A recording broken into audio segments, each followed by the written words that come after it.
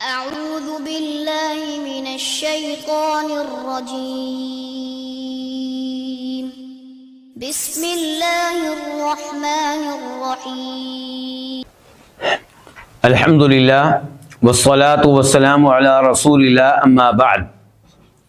آج اللہ کے فضل و کرم سے ہم امام ابن تیمیہ رحمہ اللہ کی عظیم الشان کتاب العقیدۃ الواسطیہ کے ساتھ ہیں، اور یہاں پہ امام صاحب فرما رہے ہیں کہ عقیدہ کیا ہے اہل سنت والجماعت کا، کہ وہو الایمان باللہ، اللہ تعالیٰ پہ ایمان لانا، ملائکتہ، اور اللہ کے فرشتوں پہ ایمان لانا، وکتبہ، اللہ کی کتابوں پہ ایمان لانا، ورسلہ، اور اللہ کے رسولوں پہ ایمان لانا، والبعث بعد الموت، اور مرنے کے بعد دوبارہ اٹھائے جانے پہ ایمان لانا، والایمان بالقدر خیرہ وشرہ، اور تقدیر پہ ایمان لانا، تقدیر کے خیر والے حصے پہ بھی ایمان لانا اور تقدیر کے شر والے حصے پہ بھی ایمان لانا۔ تو یہ ایمان کے ارکان کہلاتے ہیں، اور یہ کتنے ہیں؟ 6۔ ان میں سے 4 کے اوپر تفصیل کے ساتھ گفتگو ہو چکی ہے، آج باقی 2 ارکان کے اوپر گفتگو ہوگی۔ تو آج 5واں رکن ہے البعث۔ البعث کا مطلب کیا؟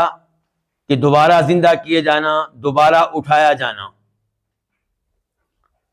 اس بات پہ ایمان رکھنا کہ مرنے والوں کو ان کی قبروں سے قیامت کے دن اٹھایا جائے گا تاکہ ان کے مابین فیصلے کیے جا سکیں، اور اس پہ ایمان لانا نہایت ضروری ہے۔ اس کا انکار کفار نے کیا ہے، چنانچہ اللہ رب العزت قرآن حکیم میں ارشاد فرماتے ہیں سورہ تغابن میں، زعم الذین کفروا ان لن یبعثوا قل بلی وربی لتبعثن، کہ کافروں نے یہ گمان کر رکھا ہے کہ انہیں مرنے کے بعد اٹھایا نہیں جائے گا۔ قل، آپ کہہ دیں، بلا، کیوں نہیں، وربی، میرے رب کی قسم، لتبعثن، یقینی طور پہ تمہیں مرنے کے بعد دوبارہ زندہ کیا جائے گا، اٹھایا جائے گا۔ اور سورہ مؤمنون میں اللہ تعالیٰ فرماتے ہیں ثم انکم بعد ذلک لمیتون، کہ تم نے زندگی کے یہ مراحل طے کرنے کے بعد فوت ہونا ہے۔ ثم انکم یوم القیامۃ تبعثون، پھر قیامت کے دن تمہیں دوبارہ اٹھایا جائے گا۔ یہ سورہ مؤمنون ہے، آیت نمبر 15 اور 16، 15 اور 16۔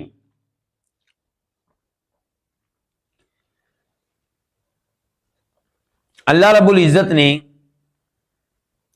بعث کے انکار کو، دوبارہ اٹھائے جانے کے انکار کو کفر قرار دیا ہے۔ چنانچہ اللہ تعالیٰ فرماتے ہیں سورہ رعد میں آیت نمبر 5 میں، وَإِن تَعْجَبْ فَعَجَبٌ قَوْلُهُمْ أَإِذَا كُنَّا تُرَابًا أَإِنَّا لَفِي خَلْقٍ جَدِيدٍ، کہ اگر آپ تعجب کرنا چاہیں تو تعجب والی چیز ان کی یہ گفتگو ہے، ان کا یہ کہنا ہے کہ کیا جب ہم مٹی ہو جائیں گے تو کیا ہمیں دوبارہ زندہ کیا جائے گا، دوبارہ پیدا کیا جائے گا، دوبارہ زندگی دی جائے گی؟ اللہ تعالیٰ فرماتے ہیں اولئک الذین کفروا بربہم، یہی لوگ ہیں جنہوں نے اپنے رب کا کفر کیا ہے۔ اور یہاں پہ کفر سے مراد کیا ہے؟ کس بات کا انکار؟ بعث کا انکار، یعنی کہ اس بات کا انکار کہ انہیں دوبارہ اللہ تعالیٰ اٹھائیں گے۔ تو یہ کہنا چاہتے ہیں کہ جب ہم مٹی ہو جائیں گے پھر کیسے اٹھایا جا سکتا ہے؟ گویا کہ اللہ کی قدرت کا انکار ہو رہا ہے۔ وَأُولَئِكَ الْأَغْلَالُ فِي أَعْنَاقِهِمْ، اور یہی لوگ ہیں جن کی گردنوں میں طوق ہوں گے۔ وَأُولَئِكَ أَصْحَابُ النَّارِ، اور یہی لوگ جہنم میں رہیں گے۔ ہم فیہا خالدون، اور جہنم میں ہمیشہ ہمیشہ رہیں گے۔ یہ عقیدہ کفری عقیدہ ہے۔ کون سا؟ بعث کے انکار کا، دوبارہ اٹھائے جانے کے انکار کا۔ اور یہ کفری عقیدہ کیوں نہ ہو؟ اس میں اللہ تعالیٰ کی کئی صفات کا انکار ہے۔ مثال کے طور پہ اللہ کے علم کا انکار۔ وہ کہتے تھے کہ جب ہم مٹی ہو جائیں گے تو ہمارے جسم کے اعضاء مٹی ہو جانے کے بعد زمین کی مٹی کے ساتھ مل جائیں گے، تو پھر کیسے ہمیں اٹھایا جائے گا؟ تو اللہ تعالیٰ نے قرآن حکیم میں کئی مقامات پہ بیان کیا کہ اللہ تمہارے ایک ایک ذرے کو جانتا ہے، اللہ کو تمہارے جسم کے ایک ایک حصے کے بارے میں علم ہے۔ تو یہ الفاظ ان کے اللہ کے علم کا انکار ہیں، اور ایسی اللہ کی قدرت کا انکار کہ یہ کیسے ممکن ہے کہ جب ہم بسیدہ ہڈیاں ہو جائیں گے تو ہمیں اٹھایا جائے گا، ہمیں زندہ کیا جائے گا۔ تو وہ اللہ کے علم کا بھی انکار کرتے ہیں جب بعث کا انکار کرتے ہیں، اللہ کی قدرت کا بھی انکار کرتے ہیں، اور اللہ تعالیٰ کی حکمت کا بھی انکار کرتے ہیں۔ تو یہ ہر لحاظ سے کفری عقیدہ ہے۔ اس لیے مسلمانوں کو چاہیے کہ بعث کے اوپر ایمان لائیں اور 100% ایمان لائیں۔ بعث کے اوپر دوبارہ اٹھائے جانے کے اوپر جیسے قرآن دلالت کرتا ہے، احادیث دلالت کرتی ہیں، علماء کرام کا اس بات پہ اجماع اور اتفاق بھی ہے۔ اس عقیدے میں علماء اسلام میں کوئی شک و شبہ نہیں ہے۔ اگر اس عقیدے کا انکار کیا ہے تو کنہوں نے کیا ہے؟ فلاسفہ نے کیا ہے۔ اسی لیے علماء کرام نے فلاسفہ کو ان 73 فرقوں میں شمار نہیں کیا جو نبی علیہ الصلوۃ والسلام کی امت کا حصہ ہیں، یا اپنے ایسی خطرناک عقائد کی وجہ سے 73 فرقوں سے باہر ہیں، گویا کہ ان کا اسلام سے کوئی تعلق، کوئی واسطہ نہیں ہے۔ عقلی دلائل بھی ہمیں یہی بتاتے ہیں کہ بعث کا عقیدہ بالکل ٹھیک ہے۔ چند عقلی دلائل آپ کے سامنے رکھنا چاہوں گا۔ پہلی عقلی دلیل یہ ہے کہ ہر کوئی یہ مانتا اور جانتا ہے کہ وہ پہلے نہیں تھا، بعد میں وہ وجود میں آیا۔ پہلے معدوم تھا، بعد میں موجود ہو گیا۔ پہلے نہیں تھا، بعد میں پیدا کیا گیا۔ تو جس رب نے اس کو معدوم سے موجود کر دیا، وہ نہیں تھا تو اس کو وجود بخشا، وہ نہیں تھا اس کو پیدا کیا، وہی اللہ تعالی جس نے پہلی بار پیدا کیا ہے دوبارہ پیدا کرنے پہ بھی قادر ہے۔ بلکہ انسانی عقل کے لحاظ سے دیکھیں، فی الحال ہم کس کی بات کر رہے ہیں؟ عقل کی۔ تو انسانی عقل کے لحاظ سے دیکھیں تو پہلی بار پیدا کرنا مشکل ہے، دوسری بار پیدا کرنا آسان ہے۔ لیکن اللہ کے لحاظ سے دیکھیں تو دونوں برابر ہیں۔ اللہ تعالیٰ کے لیے نہ وہ مشکل نہ یہ مشکل، اللہ نے کن کہنا ہے۔ اللہ تعالیٰ نے یہ عقلی دلیل قرآن میں ذکر کی ہے، وَهُوَ الَّذِي يَبْدَأُ الْخَلْقَ ثُمَّ يُعِيدُهُ وَهُوَ أَهْوَنُ عَلَيْهِ، کہ وہی ہے جو پہلی بار پیدا کرتا ہے اور وہی دوسری بار پیدا کرے گا، اور دوسری بار پیدا کرنا اس کے لیے آسان ہے، یعنی کہ تمہاری عقل کے لحاظ سے۔ یہ سورہ روم کی آیت نمبر 27 تھی، 27۔ بعث کا عقیدہ عقلی لحاظ سے بھی درست ہے۔ اس کی دوسری دلیل یہ ہے کہ ہم میں سے ہر کوئی مانتا اور جانتا ہے کہ آسمانوں زمین کو پیدا کرنا بہت بڑی بات ہے۔ یہ ہم گفتگو کر رہے ہیں کس لحاظ سے؟ عقل کے لحاظ سے۔ ورنہ اللہ تعالیٰ کے لیے کسی بھی چیز کو پیدا کرنا کوئی مشکل نہیں ہے۔ لیکن انسانی عقل کے لحاظ سے دیکھیں تو انسان کے مقابلے میں کس کو پیدا کرنا مشکل ہے؟ آسمانوں کو اور زمین کو۔ انسان کا کیا ہے؟ 5 فٹ کا انسان ہے، اور آسمان جس کا کوئی کنارہ ہمیں نہیں مل سکا، زمین جس کا کوئی کنارہ ہمیں نہیں مل سکا، آسمان بغیر ستونوں کے کھڑا ہے، پتہ نہیں کب سے کھڑا ہے، زمین نیچے پانی ہے اور اوپر زمین جو ہے بڑی مستحکم انداز سے قائم ہے، اس کے اوپر عالی شان بلڈنگیں بن رہی ہیں۔ تو آسمان و زمین کو پیدا کرنا انسان کو پیدا کرنے کے مقابلے میں مشکل ہے۔ میں بار بار کہہ رہا ہوں، یہ گفتگو ہو رہی ہے ہماری عقل کے لحاظ سے۔ تو جس اللہ نے آسمان و زمین کو پیدا کیا ہے، اس اللہ کے لیے انسان کو پہلی بار یا دوسری بار پیدا کرنا کچھ مشکل نہیں ہے۔ اس بات کا تذکرہ بھی اللہ نے قرآن کریم میں کئی بار کیا ہے۔ مثال کے طور پہ سورہ احقاف، اولم یروا ان اللہ الذی خلق السماوات والارض بقادر علی ان یخلق مثلہن، کہ انہوں نے دیکھا نہیں کہ جس اللہ نے آسمان و زمین کو پیدا کیا ہے، ولم یعی بخلقہن، اور وہ اللہ آسمان و زمین کو پیدا کر کے کچھ تھک نہیں گیا، وہ اللہ تعالیٰ قادر ہے اس بات پہ کہ مردوں کو زندہ کرے۔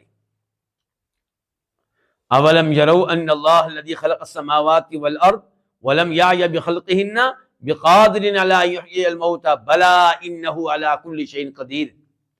اللہ تعالیٰ کہتے ہیں وہ اللہ ہر چیز کی قدرت رکھتا ہے، کوئی کام اس کی قدرت سے باہر نہیں ہے۔ تو آسمان و زمین پہ غور کیا جائے، آسمان و زمین کی پیدائش پہ، تو اس سے بھی اس عقیدے کی تاکید ہوگی، پختگی ہوگی کہ اللہ تعالیٰ کے لیے انسان کو دوبارہ پیدا کرنا، دوبارہ اٹھانا کچھ مشکل نہیں ہے۔ عقلی دلائل کے لحاظ سے تیسری دلیل، ہم دیکھتے ہیں کہ زمین قحط سالی میں مبتلا ہوتی ہے، بنجر ہوتی ہے، مردہ ہو چکی ہوتی ہے، فصلیں نہیں اگاتی کیونکہ پانی نہیں ملا، مردہ ہو گئی ہے۔ پھر اللہ تعالیٰ رحمت فرماتے ہیں اور اللہ تعالیٰ بارش برساتے ہیں، تو مردہ زمین کیا ہو جاتی ہے؟ زندہ۔ بنجر زمین زرخیز ہو جاتی ہے، جہاں خشکی تھی وہاں ہم شادابی دیکھتے ہیں۔ تو جو اللہ تعالیٰ مردہ زمین کو زندگی دینے والا ہے، وہی اللہ تعالیٰ مردہ انسان کو دوبارہ زندگی دینے والا ہے۔ اللہ تعالیٰ نے اس عقلی دلیل کا تذکرہ بھی قرآن میں بار بار کیا ہے۔ مثال کے طور پہ وَمِنْ آیَاتِهِ أَنَّكَ تَرَى الْأَرْضَ خَاشِعَةً فَإِذَا أَنزَلْنَا عَلَيْهَا الْمَاءَ اهْتَزَّتْ وَرَبَتْ إِنَّ الَّذِي أَحْيَاهَا لَمُحْيِي الْمَوْتَى إِنَّهُ عَلَى كُلِّ شَيْءٍ قَدِيرٌ۔ اس آیت کا نمبر کیا ہے؟ سورہ فصلت، آیت نمبر 39 کہ اللہ تعالیٰ کی قدرت کی نشانیوں میں سے ایک نشانی یہ ہے کہ زمین مردہ ہوتی ہے، دبی ہوئی ہوتی ہے، اللہ تعالیٰ اس پہ پانی برساتے ہیں، بارش برساتے ہیں، فصل اگتی ہے تو اہتزت، اب یہ زمین حرکت کر رہی ہے، یعنی کہ زمین سے پیدا ہونے والی پودے اب کیا کر رہے ہیں؟ حرکت کر رہے ہیں۔ وربت، زمین پھول رہی ہے، اوپر کو اٹھ رہی ہے۔ اللہ تعالیٰ کہتے ہیں آخر میں ان الذی احیاہا، جس اللہ نے اس زمین کو زندہ کیا ہے، لمحیی الموتى، یہی اللہ تعالیٰ مردوں کو زندہ کرے گا، انہ علی کل شیء قدیر، یقیناً وہ ایک ایک چیز پہ قادر ہے۔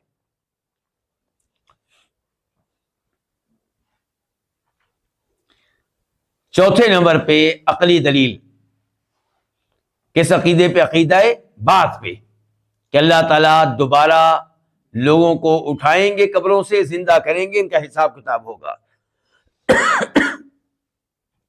چوتھی دلیل یہ ہے کہ حکمت یہ تقاضا کرتی ہے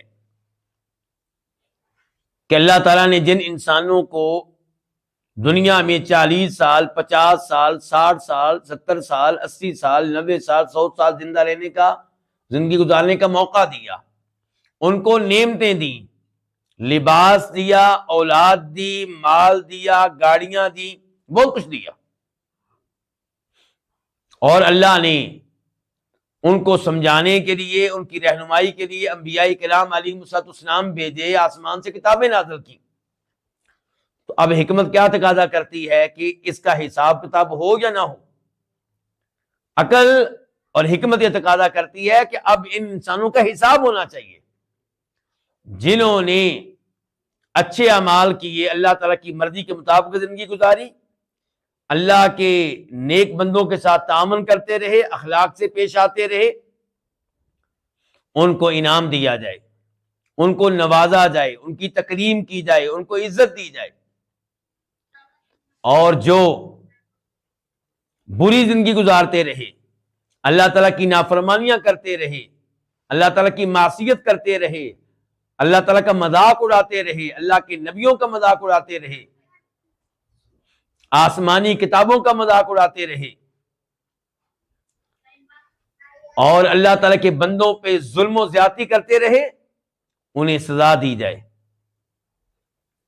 انہیں ذلیل و رسوا کیا جائے۔ تو اس لحاظ سے بھی عقیدہ بعث برحق عقیدہ ہے، درست عقیدہ ہے، اور اللہ تعالیٰ اس دلیل کا تذکرہ کرتے ہوئے قرآن میں فرماتے ہیں افحسبتم انما خلقناکم عبثا وانکم الینا لا ترجعون،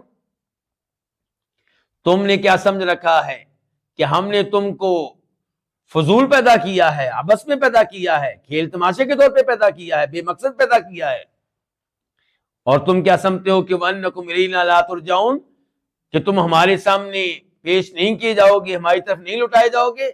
فَتَعَالَى اللَّهُ الْمَلِكُ الْحَقُّ، اللہ تعالیٰ فضول حرکت، کوئی فضول کام نہیں کرتا، اللہ کوئی بے مقصد کام نہیں کرتا، اللہ کوئی بے فائدہ کام نہیں کرتا، اللہ کے ہر کام کے پیچھے کوئی نہ کوئی حکمت ہوتی ہے۔ فَتَعَالَى اللَّهُ الْمَلِكُ الْحَقُّ، وہ شہنشاہ، ممکن نہیں ہے کہ کوئی ایسا کام کرے جو عبث ہو، جو بے مقصد ہو، جو بے فائدہ ہو۔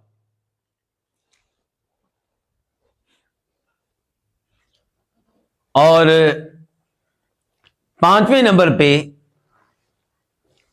عقیدہ بعث کے درست ہونے پہ یہ دلیل پیش کر دینا مناسب ہوگا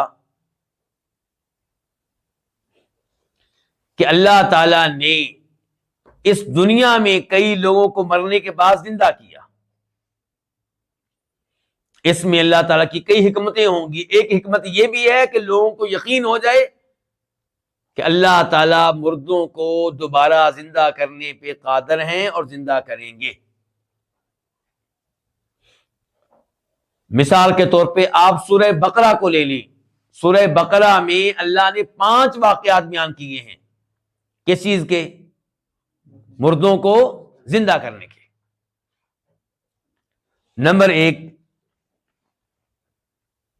سورہ بقرہ کی آیت نمبر 55، 56، 55، 56، وَإِذْ قُلْتُمْ يَا مُوسَى لَن نُؤْمِنَ لَكَ حَتَّى نَرَى اللَّهَ جَهْرَةً فَأَخَذَتْكُمُ الصَّاعِقَةُ وَأَنْتُمْ تَنظُرُونَ ثُمَّ بَعَثْنَاكُم مِّن بَعْدِ مَوْتِكُمْ لَعَلَّكُمْ تَشْكُرُونَ۔ اللہ تعالیٰ کہہ رہے ہیں بنی اسرائیل کو مخاطب کر کے کہ یاد کرو اس وقت کو جب تم نے کہا کہ اے موسیٰ علیہ السلام، ہم ہرگز نہیں ایمان لائیں گے جب تک کہ ہم اللہ کو آنکھوں سے نہ دیکھ لیں۔ فَأَخَذَتْكُمُ الصَّاعِقَةُ، تو تمہیں بجلی کی کڑک نے پکڑ لیا، یعنی کہ اللہ کا عذاب آیا اس مطالبے کی وجہ سے۔ تو اللہ کو دیکھنے کا مطالبہ کرنا اتنا بڑا جرم ہے؟ کیوں جی؟ یہ تو موسیٰ علیہ السلام نے بھی کہا تھا ربی ارنی انظر الیک، کہ یا اللہ میں تجھے دیکھنا چاہتا ہوں۔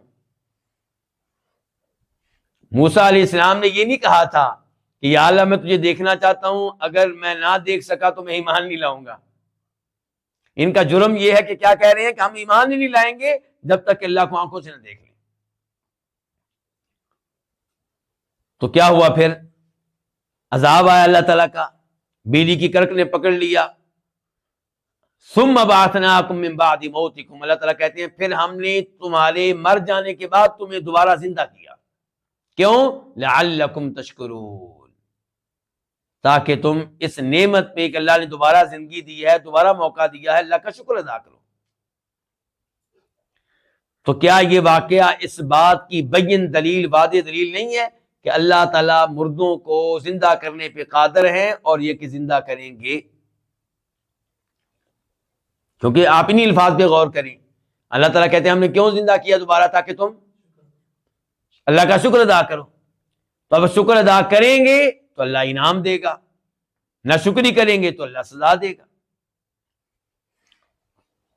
دوسرا واقعہ سورہ بقرہ کی آیت نمبر 72 اور 73، 72 اور 73، جہاں پہ اللہ نے تذکرہ کیا ہے اس بات کا کہ اللہ نے حکم دیا تھا بنی اسرائیل کو گائے ذبح کرنے کا۔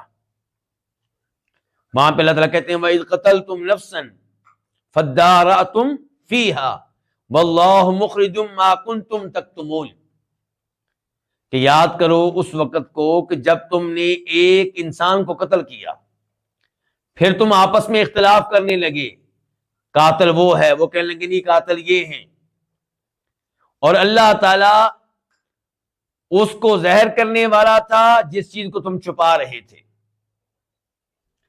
چنانچہ اللہ کی طرف سے حکم کیا ہے فَقُلْنَا اضْرِبُوهُ بِبَعْضِهَا، کہ گائے کا کچھ حصہ اس مقتول پہ مارو، گائے کے جسم کا ایک حصہ لے کر اس مقتول پہ مارو۔ تو پھر کیا ہوا؟ اللہ نے اس کو زندہ کر دیا، اس انسان کو، تو اس کو زندہ کیا گیا، وہ لوگ دیکھ رہے تھے۔ اللہ تعالیٰ کہتے ہیں کذالک یحیی اللہ الموتیٰ، جیسے اللہ نے اس ایک بندے کو زندہ کیا ایسے ہی اللہ تعالیٰ باقی سب کو زندہ کرے گا۔ وَيُرِيكُمْ آیاتہ، اللہ تمہیں اپنی آیتیں دکھاتا ہے، لعلکم تعقلون، تاکہ تم سمجھ جاؤ۔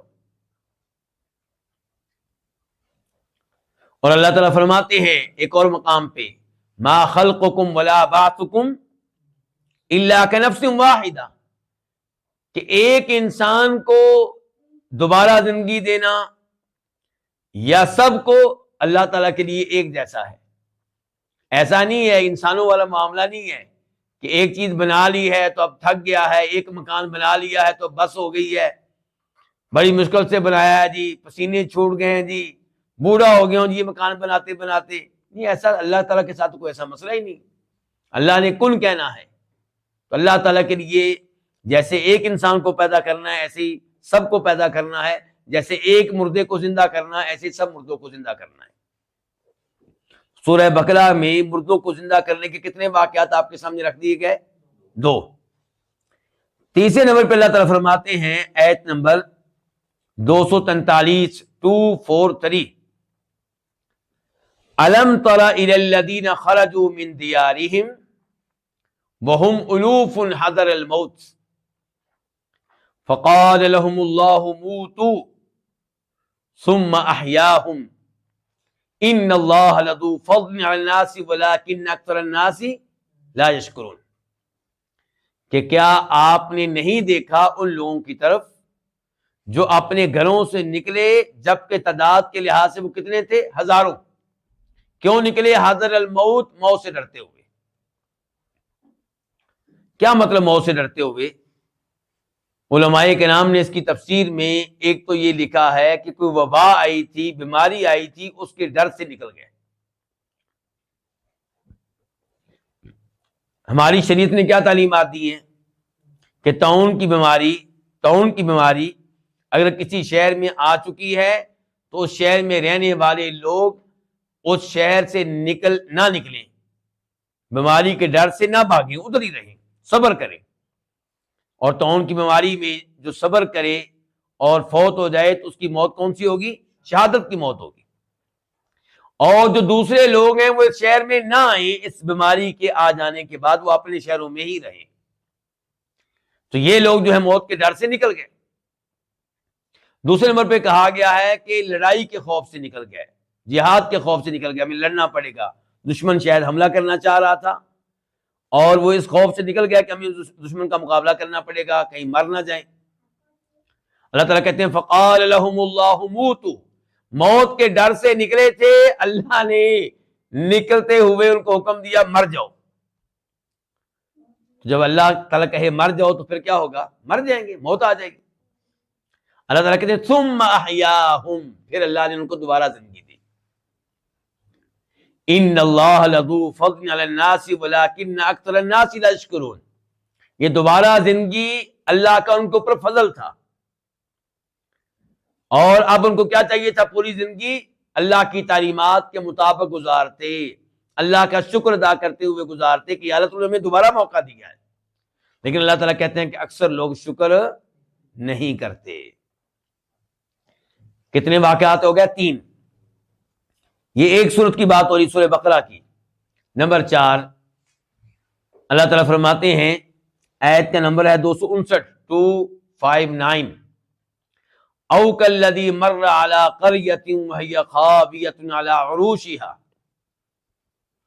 قال انا یحیی هذه اللہ بعد موتها فاماته اللہ 100 عام ثم بعثہ. کہ ایک شخص گزرا ایک بستی کے پاس سے، اور بستی گری پڑی تھی، چھتیں گری پڑی تھیں. اس بستی کو دیکھ کر کہنے لگا اللہ تعالیٰ اس کو کیسے زندہ کرے گا، اس بستی کو، اس بستی میں مرنے والوں کو، جبکہ یہ بستی اب مردہ ہو چکی ہے. تو اللہ نے کیا کیا؟ فاماتہ اللہ، اللہ نے اس آدمی کو فوت کر دیا، اس کو موت دے دی.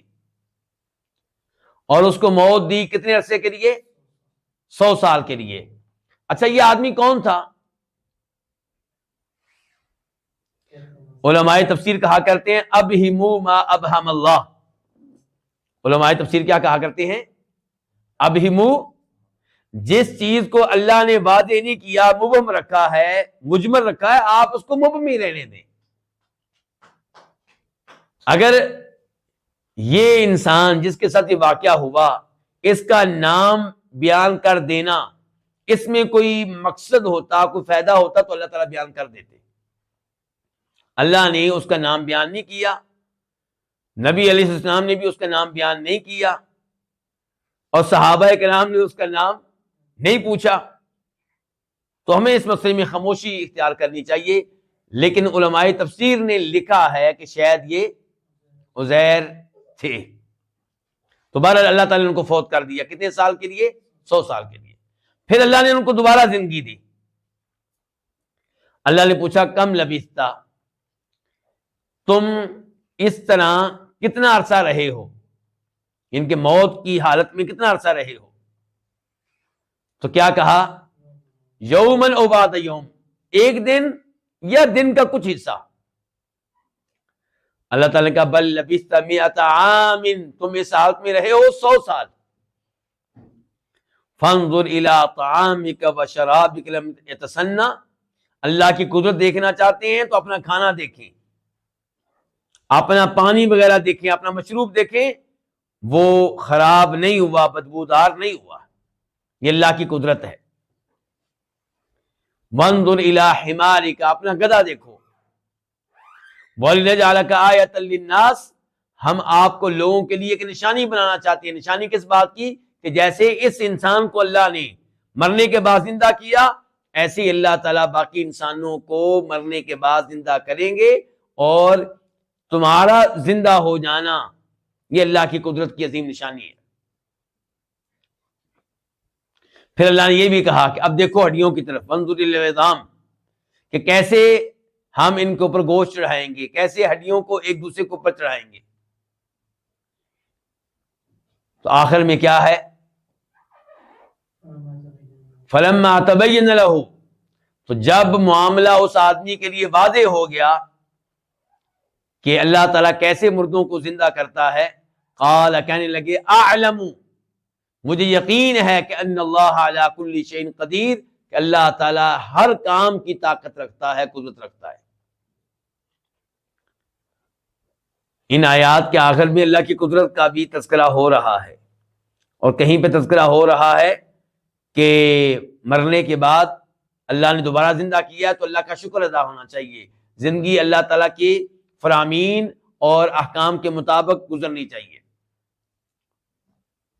پانچواں اور آخری واقعہ جو سورہ بقرہ میں اللہ نے ذکر کیا مردوں کو زندہ کرنے کا، وَإِذْ قَالَ إِبْرَاهِيمُ رَبِّ أَرِنِي كَيْفَ تُحْيِي الْمَوْتَى، جب ابراہیم علیہ السلام نے کہا اے میرے رب مجھے دکھا تو کیسے مردوں کو زندہ کرے گا۔ قال اولم تؤمن، اللہ نے کہا کیا ابراہیم تمہارا اس بات پہ ایمان نہیں ہے کہ میں مردوں کو زندہ کروں گا؟ قال بلا، کیوں نہیں یا اللہ میرا ایمان ہے، ولکن لیطمئن قلبی، لیکن میں چاہتا ہوں کہ میرا دل مطمئن ہو جائے۔ کیا مطلب؟ میرا ایمان بڑھ جائے، میرے ایمان میں مزید اضافہ ہو جائے۔ پہلے بھی کوئی شک و شبہ نہیں ہے لیکن ایمان مزید بڑھ جائے گا، کیونکہ ایمان بڑھتا ہے اور کم ہوتا ہے نا، تو ایمان کا لیول اور بڑھ جائے گا۔ آنکھوں سے دیکھنا اور چیز ہے اور بغیر دیکھے ایمان لانا اور چیز ہے۔ تو نہ ہی اللہ تعالیٰ کے دوبارہ زندہ کرنے پہ شک کیا تھا اس انسان نے جس کا تذکرہ پچھلی آیت میں ہو چکا ہے، اور نہ ہی ابراہیم علیہ السلام نے شک کیا ہے، بلکہ ہمارے نبی علیہ الصلوۃ والسلام نے اس معاملے کو حدیث میں واضح کیا ہے۔ آپ نے کیا فرمایا؟ نحن احق بالشک من ابراہیم، کہ ہم ابراہیم علیہ الصلوۃ والسلام کے مقابلے میں شک کرنے کے زیادہ حقدار ہیں۔ کیا مطلب؟ عام لوگوں کو ان الفاظ کا مطلب سمجھنے میں غلطی لگ جاتی ہے، علماء کرام تو جانتے ہیں لیکن جو میرے آپ جیسے طالب علم ہیں ان کو غلط فہمی ہو جاتی ہے۔ وہ یہ سمجھتے ہیں کہ ابراہیم علیہ السلام نے شک کیا تھا۔ اس جملے کا مطلب کیا کہ ابراہیم علیہ السلام نے کیا کیا تھا؟ شک کیا تھا، اور آپ کہہ رہے ہیں کہ جب ابراہیم علیہ السلام نے شک کیا تو ہم بدرجہ اولا شک کر سکتے ہیں، جبکہ اس جملے کا مطلب یہ ہے کہ ابراہیم علیہ السلام نے بالکل شک نہیں کیا، کیونکہ آپ کہہ رہے ہیں کہ اگر ابراہیم علیہ السلام نے شک کیا ہوتا تو پھر ہم ان سے بھی کہیں آگے ہوتے شک کرنے کے اعتبار سے۔ جب ہم نے شک نہیں کیا تو ابراہیم علیہ السلام کیسے شک کر سکتے ہیں؟ یہ مطلب ہے اس جملے کا۔ تو بہرحال ابراہیم علیہ السلام کا مطالبہ تھا، درخواست تھی، التجا تھی کہ یا اللہ میں اپنی آنکھوں سے یہ منظر دیکھنا چاہتا ہوں کہ کیسے تو مردوں کو زندہ کرتا ہے۔ قال بلا ولکن لیطمئن، قال فخذ اربعۃ من الطیر فصرهن الیک، ابراہیم ایسے کرو کہ 4 پرندے لے لو۔ یہ 4 پرندے کون سے تھے؟ ابہمو ما ابہم اللہ، جس چیز کو اللہ نے مبہم رکھا ہے اس کو مبہم ہی رہنے دو۔ لیکن علماء تفسیر نے اپنی محنتیں کی ہیں، کسی نے کہا یہ مرغ تھے، کسی نے کہا مور تھے، کسی نے کہا کبوتر تھے، کسی نے کہا کوے تھے، لیکن اللہ تعالیٰ نے تحدید نہیں کی ان پرندوں کی۔ نبی علیہ الصلوۃ والسلام نے ان پرندوں کی تحدید نہیں کی، اور صحابہ کرام نے ایسا سوال کیا نہیں۔ ہمارے سوال انہی چیزوں کے ارد گرد گھومتے ہیں۔ تو بہرحال ابراہیم علیہ السلام نے 4 پرندے لیے، اللہ نے کہا فصرهن الیک، انہیں اپنے آپ سے مانوس کر لو۔ ثم اجعل علی کل جبل منہن جزءا، پھر ہر پہاڑ پہ ان کا ایک ایک حصہ رکھ دیں آپ۔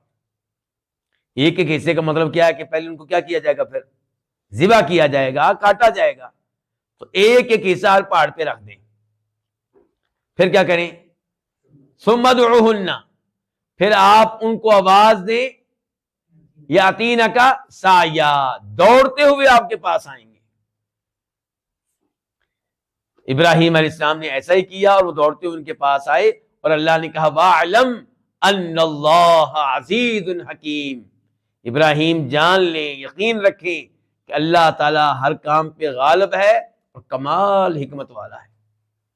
یعنی کہ اللہ مردوں کو زندہ کرے گا، اس کے پیچھے اللہ کی حکمت ہے۔ اللہ تعالیٰ مردوں کو زندہ کرنے کی طاقت رکھتا ہے، بالکل، کیونکہ اللہ عزیز ہے، اللہ کے لیے کوئی بھی کام مشکل نہیں ہے۔ تو یہ سارے دلائل واضح کرتے ہیں کہ اللہ تعالیٰ یقیناً مردوں کو دوبارہ زندہ کرے گا، تو ہم پہلے بھی عقیدہ بعث پہ ایمان رکھتے تھے، عقیدہ آخرت پہ ایمان رکھتے تھے، دوبارہ اٹھائے جانے پہ ایمان رکھتے تھے، لیکن یہ آیات سن کر اور یہ قرآنی واقعات سن کر یقیناً عقیدہ آخرت پہ ہمارا ایمان بڑھتا ہے اور بڑھے گا۔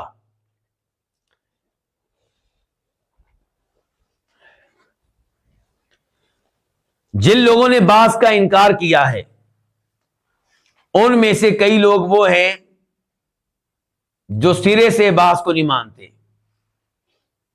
یہ نہیں کہ وہ کہتے ہیں کہ فوت ہوئے تو انسان کی کہانی ختم، اور کچھ وہ کہتے ہیں کہ روحوں کو زندگی ملے گی لیکن جسم یہ نہیں ہوں گے، جسم کوئی اور ہوں گے، تو یہ عقیدہ بھی غلط ہے۔ صحیح عقیدہ کیا ہے کہ یہی روحیں ہوں گی اور یہی جسم ہوں گے، تو یہ ہے عقیدہ بعث۔ اب ہم آتے ہیں چھٹے رکن کی طرف۔ چھٹا رکن، چھٹا پلر، چھٹا ستون کس چیز کا؟ ایمان کا۔ اسلام کے کتنے ستون ہیں، کتنے رکن ہیں؟ 5، اور ایمان کے 6۔ اور چھٹا کیا ہے؟ تقدیر۔ امام ابن تیمیہ رحمہ اللہ نے کیا کہا ہے کہ وَبِالْقَدَرِ خَيْرِهِ وَشَرِّهِ، ہم تقدیر پہ ایمان لاتے ہیں، تقدیر کے خیر والے حصے پہ بھی اور شر والے حصے پہ بھی۔ تو سب سے پہلے یہ کہ لفظ تقدیر، یہاں پہ امام ابن تیمیہ نے لفظ کیا استعمال کیا؟ القدر۔ تو القدر اس کا معنی اور مفہوم کیا ہے کہ جب آپ کسی چیز کی مقدار کا احاطہ کر لیں، اور یہاں پہ شرعی لحاظ سے تقدیر کسے کہیں گے کہ اللہ تعالیٰ نے تمام چیزوں کی مقدار کو اور ان کی عمر کو، ان کے زمانے کو ازل سے جانا ہے، اللہ کے علم میں ہے۔ پھر اللہ نے ان چیزوں کو اپنی قدرت کے ساتھ وجود بخشا، پیدا کیا، اور یہ سب کچھ اللہ کی مشیت کے مطابق ہوا، ہو رہا ہے، ہوتا رہے گا۔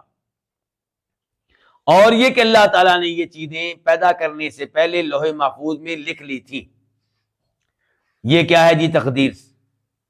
تو آپ نے اندازہ کر لیا ہوگا اس میں کتنی چیزیں آ گئی ہیں؟ 4، اور ان 4 کو تقدیر کے مراتب کہتے ہیں۔ اگر کوئی تقدیر کے مراتب میں سے کسی ایک مرتبے کا منکر ہے، وہ تقدیر کا منکر ہے، اور جو تقدیر کا منکر ہے وہ مومن نہیں ہے، اس کا اسلام سے کوئی تعلق، کوئی واسطہ نہیں ہے۔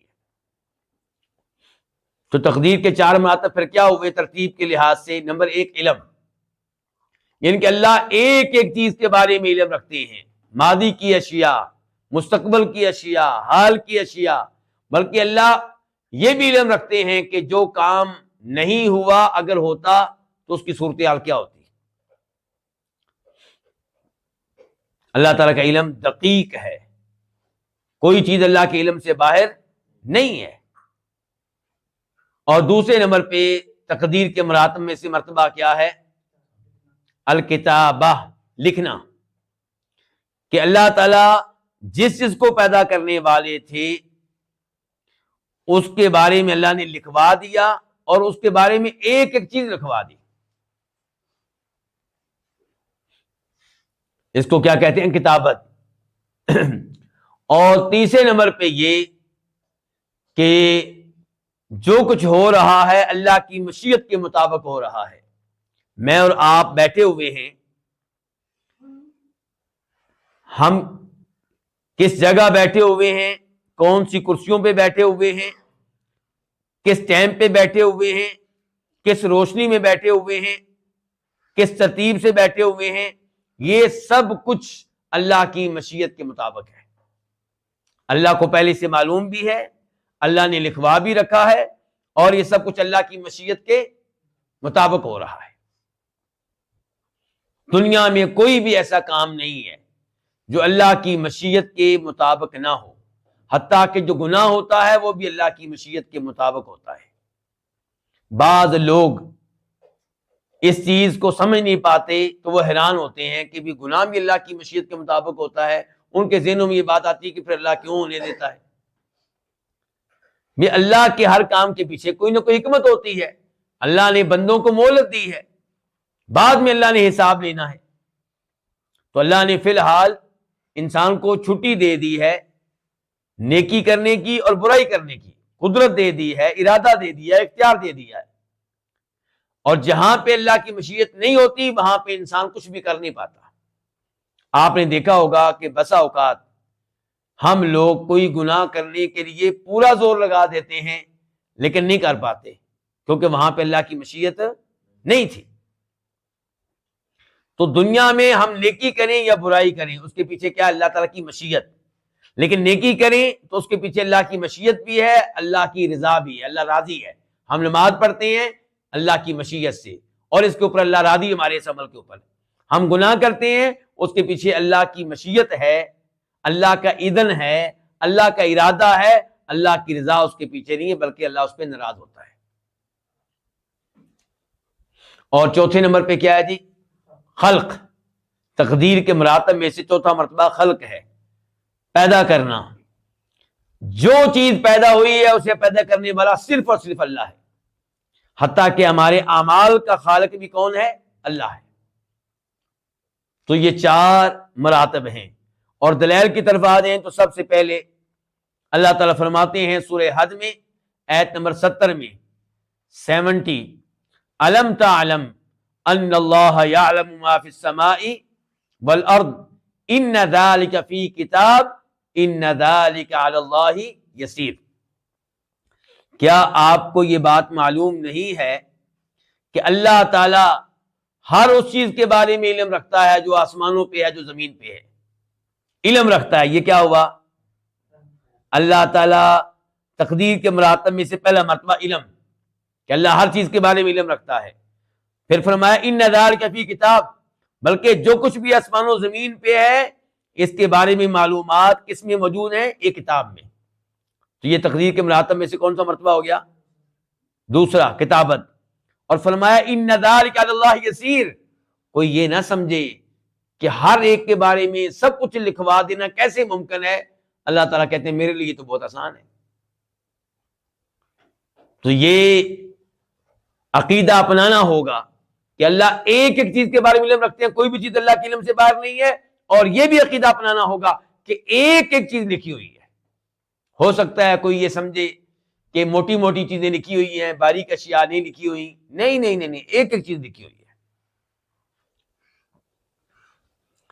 اور پھر یہاں پہ حدیث ہے مسلم شریف کی 2653 2653, راوی ہیں عبداللہ بن عمرو بن عاص رضی اللہ تعالی عنہما کہ کتب اللہ مقادیر الخلائق قبل ان يخلق السماوات والارض ب50,000 سنہ, کہ اللہ تعالی نے مخلوق کی تقدیر لکھوا دی. کب؟ آسمان و زمین کو پیدا کرنے سے 50,000 سال پہلے.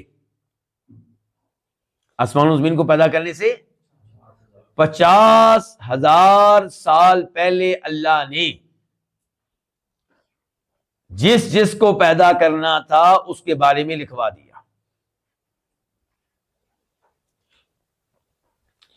جہاں تک تعلق ہے مرتبہ مشیت کا تو اس کے بھی بہت سے دلائل ہیں. ایک تو یہی ہے جو ہم کیا کہتے ہیں انشاءاللہ. ہر کام میں ہم کیا کہتے ہیں؟ انشاءاللہ. کیا مطلب؟ اگر اللہ چاہے گا, اللہ کی مشیت ہوگی تو کام ہوگا ورنہ نہیں ہوگا.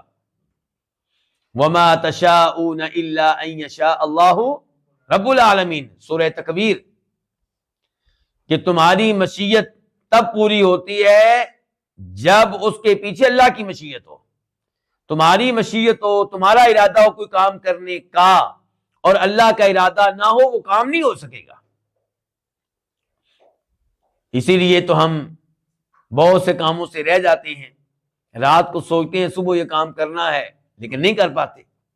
بسا اوقات زور بھی لگاتے ہیں, یقین بھی ہوتا ہے 100% کام ہوگا, ویزا میرے پاس موجود ہے, پاسپورٹ موجود ہے, اور گاڑی جو مجھے ایئرپورٹ چھوڑنے جائے گی اس کا بندوبست ہو چکا ہے، لیکن نہیں، کبھی پاسپورٹ گم ہو جائے گا، کبھی ٹکٹ گم ہو جائے گی، کبھی گاڑی ٹائم پہ نہیں آئے گی، کبھی ٹریفک میں پھنس جائے گی، کبھی فلائٹ کینسل ہو جائے گی، کبھی ایئرپورٹ پہ کسی وجہ سے روک لیا جائے گا، کیونکہ اللہ کی مشیت نہیں ہے۔ اللہ کی مشیت ہوگی تو یہ کام ہوگا۔ اور چوتھے نمبر پہ کیا تھا؟ خلق۔ اللہ تعالیٰ کیا فرماتے ہیں؟ اللہ خالق کل شیء، ایک ایک چیز کا اللہ خالق ہے۔ واللہ خلقکم وما تعملون، اللہ تمہارا بھی خالق، تمہارے اعمال کا بھی خالق۔ تو چاروں مراتب پہ ایمان لانا ضروری ہے، اور ہر مرتبے کے لحاظ سے کئی لوگ گمراہ ہو گئے ہیں۔ کسی نے چاروں مراتب کا انکار کیا تقدیر کے، کسی نے ایک مرتبے کا انکار کیا، کسی نے دو کا انکار کیا، اور ہم اللہ کے فضل و کرم سے تقدیر پہ ایمان لاتے ہیں چاروں مراتب سمیت۔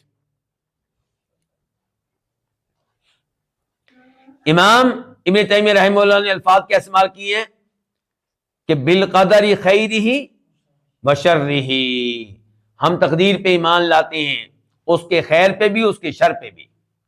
تو سوال یہاں پہ پیدا یہ ہوگا کہ کیا تقدیر شر ہے؟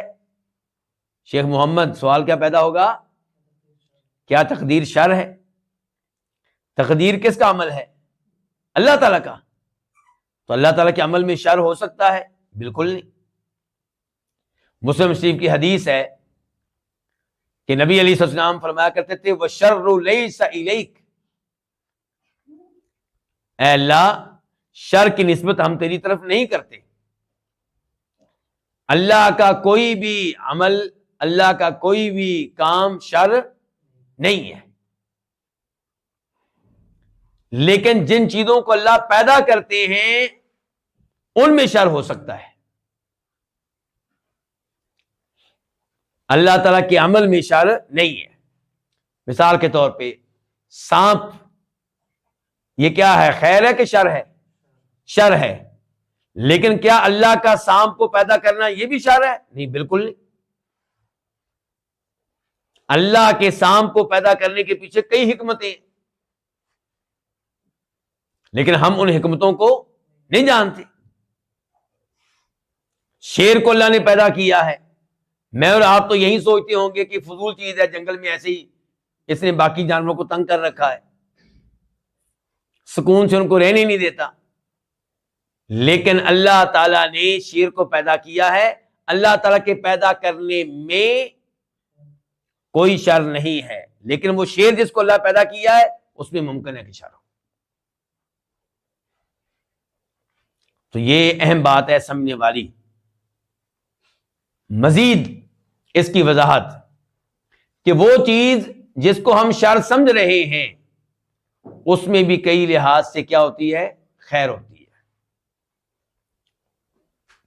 اس کی ایک مثال آپ کے سامنے رکھوں گا۔ ایک آدمی کی شادی نہیں ہوئی، ابھی کنوارا ہے، اس نے زنا کر لیا، بدکاری کر لی۔ اب شریعت کیا سزا دیتی ہے جی؟ 100 کوڑے ماری جائیں گے، اور 1 سال کے لیے اس کو اس کے شہر سے نکالا جائے گا، اپنے شہر میں داخل ہونے کی اجازت نہیں ہوگی۔ 100 کوڑے لوگوں کے سامنے لگیں گے، کیا یہ شر ہے کہ نہیں شر؟ اس آدمی کے لحاظ سے شر ہے کہ نہیں شر؟ شر ہے۔ 1 سال کے لیے اپنے گھر میں داخل نہیں ہو سکے گا، اپنے بہن بھائیوں سے دور رہے گا، یہ بھی شر ہے۔ لیکن اس کے ساتھ ساتھ اس میں کئی حکمتیں ہیں، کئی لحاظ سے خیر ہے۔ نمبر 1، یہ 100 کوڑے اور یہ 1 سال اپنے شہر سے نکلنا، جلا وطن ہونا، اس کے گناہوں کا کیا بن جائے گا؟ کفارہ۔ زنا کیا، بدکاری کی، بہت بڑا جرم ہے، بہت بڑا گناہ ہے، جہنم کی آگ میں لے جانے والا گناہ ہے۔ اب 100 کوڑے لگ گئے ہیں، 1 سال کے لیے جلا وطن ہونا پڑا ہے، تو یہ گناہ جو ہے یہ دھل جائے گا، یہ معاف ہو جائے گا۔ تو خیر کا پہلو ہوا۔ دوسرا اس میں خیر کا پہلو کیا ہوا؟ کوڑے اس کو لگے، 1 سال کے لیے جلا وطن اس کو کیا گیا، اور کتنے ہی ایسے لوگ ہیں جو بدکاری کی طرف راغب ہو رہے تھے، زنا کی طرف راغب ہو رہے تھے، انہوں نے کیا کر لیا؟ توبہ کر لی، اور اب اس گناہ کے قریب نہیں جائیں گے. تو اس لحاظ سے بھی اس میں خیر ہے. تیسرے نمبر پہ یہ آدمی خود آئندہ کیا یہ حرکت کرے گا ایسی کہ آئندہ زنا کرے گا، بدکاری کرے گا؟ کبھی نہیں کرے گا. تو اس لحاظ سے بھی اس میں خیر ہے. تو ہمیں صرف شر نظر آتا ہے جب کہ اس کام میں کئی لحاظ سے کیا ہوتی ہے؟ خیر ہوتی ہے. ہم اس پہ توجہ نہیں دیتے. بیماری کی طرف بیماری کو آپ لے لیں. کوئی آدمی کسی بیماری میں مبتلا ہوا، اب وہ اس کو شر ہی شر سمجھتا ہے. پہلی بات تو یہ ہے کہ اللہ کا اس کو مرض میں مبتلا کرنا یہ کوئی شر نہیں ہے، لیکن جو بیماری اس کے اوپر آئی ہے وہ شر ہے. لیکن وہ بھی صرف شر نہیں ہے، اس میں بھی خیر کے کئی پہلو ہیں. اللہ تعالیٰ کیا فرماتے ہیں قرآن حکیم میں؟ ظہر الفساد فی البر والبحر بما کسبت ایدی الناس لیذیقہم بعض الذی عملوا لعلہم یرجعون. کہ زمین میں فساد ظاہر ہو چکا، مصیبتیں، زلزلے، قتل و غارت، پریشانیاں، جنگیں. کیوں؟ فرمایا لوگوں کے گناہوں کی وجہ سے، تاکہ اللہ تعالیٰ انہیں ان کے کچھ گناہوں کی سزا چکھائے، سب گناہوں کی نہیں. یا اللہ مقصد کیا ہے؟ فرمایا لعلہم یرجعون، تاکہ یہ رب کی طرف رجوع کریں، دین کی طرف رجوع کریں، اپنی اصلاح کریں اور ان گناہوں سے باز آ جائیں. تو خیر کا پہلو ہوا کہ نہ ہوا؟ کتنے ہی لوگ ہیں. میں آپ کو اسی جہاں پہ میں بیٹھا ہوا ہوں یہاں کی مسجد کی مثال دیتا ہوں. اس مسجد میں، مسجد کے قریب ہی ایک بلڈنگ ہے 5 منزلہ 6 منزلہ. اس بلڈنگ کا کچھ جو سنبھالنے والا ذمہ دار ہے، مالک نے جس کو ذمہ دار بنایا ہے، آپ اسے مدیر کہہ لیں، ڈائریکٹر کہہ لیں، آپ اسے مینیجر کہہ لیں آپ. وہ میں جب مسجد میں جاتا ہوں، آتا ہوں، اس کو دیکھتا ہوں، کھڑا ہوتا ہے، فون کر رہا ہوتا ہے، آ رہا ہوتا ہے، جا رہا ہوتا ہے، لیکن مسجد میں نماز پڑھنے کے لیے نہیں آتا تھا. لیکن اب وہ 2-3 ہفتوں سے آ رہا ہے. میری بات ہوئی اسی بلڈنگ میں کام کرنے والے ایک اور آدمی سے. میں نے کہا ابھی تم مسجد میں آیا کرو نماز پڑھنے کے لیے، اللہ سے ڈرو. آپ دیکھو تو اب تو تمہارے وہ جو ساتھی ہیں وہ تو نماز پڑھنا شروع ہو گئے ہیں. کہتے ہیں ہاں جی، وہ اصل میں اس کو یہ بیماری لگی ہے، جب سے یہ بیماری لگی ہے تب سے وہ نمازیں پڑھنی شروع ہو گیا. تو کیا یہ بیماری اس کے لیے شر ثابت ہوئی کہ خیر ثابت ہوئی؟ خیر ثابت ہوئی. اللہ کی طرف رجوع ہو رہا ہے، اللہ سے دعائیں ہو رہی ہیں، اللہ سے شفا مانگی جا رہی ہے، اور دعا عبادت ہے. نمازیں پڑھی جا رہی ہیں، نماز عبادت ہے، تلاوت ہو رہی ہے، اذکار ہو رہے ہیں، صدقہ خیرات کیا جا رہا ہے. اور پھر بیماری پہ جو صبر ہو رہا ہے، اس وجہ سے گناہ جڑ رہے ہیں. اب بیماری کے بعد کی زندگی امید ہے نیکی کے لحاظ سے پہلی زندگی سے اچھی اور مختلف ہوگی. اور پھر کئی علماء کرام یہ بھی کہتے ہیں کہ یہ جو بیماری آئی ہے پھر اس کا علاج ہوا ہے، اس بیماری اور علاج میں کئی اور بیماریاں ہوتی ہیں جو ختم ہو جاتی ہیں خود ہی. کئی بیماریوں کو جراثیم ہوتی ہیں جو خود ہی ختم ہو جاتے ہیں. تو کہنے کا مطلب یہ ہے کہ ان بیماریوں کے آنے میں بھی کئی خیر کے پہلو ہوتے ہیں. تو بہرحال گفتگو ہو رہی ہے اس موضوع پہ کس لحاظ سے کہ تقدیر میں خیر کا پہلو بھی ہے، شر کا پہلو بھی ہے. لیکن خبردار میں کر رہا ہوں دھیان سے، جو اللہ نے تقدیر بنائی ہے اس میں کوئی شر، اللہ کے عمل میں کوئی شر نہیں ہے. ہاں جس چیز کو اللہ نے پیدا کیا ہے، جس کو اللہ نے مقدر کیا ہے، اس میں شر ہو سکتا ہے، اور اس میں بھی صرف شر نہیں ہے، اس میں بھی خیر کے کئی پہلو ہوتے ہیں. یہ چند گزارشات تھی تقدیر کے لحاظ سے. اللہ رب العزت سے دعا ہے کہ اللہ تعالی ہمیں عقیدے کے مسائل کو توجہ سے سیکھنے کی توفیق عنایت فرمائے، اور اس میں ہر طرح کی غلطیوں سے، گمراہیوں سے اللہ تعالی ہمیں محفوظ رکھے، اور پوری زندگی اللہ تعالیٰ ہمیں اہل سنت والجماعت، نبی علیہ الصلوۃ والسلام اور صحابہ کرام کے عقیدے پہ رکھے، اسی پہ موت دے، اور اللہ تعالیٰ ہمیں عذاب قبر، عذاب جہنم سے بچائے۔ اور تمام مظلوم مسلمانوں کے لیے دعا کرتے ہیں اللہ ان کی مدد فرمائے، ان کی تائید فرمائے، اور ان پہ ظلم کرنے والوں کو اللہ تعالیٰ تباہ و برباد فرمائے۔ وصلی اللہ تعالیٰ علی نبینا محمد وعلی آلہ وصحبہ اجمعین۔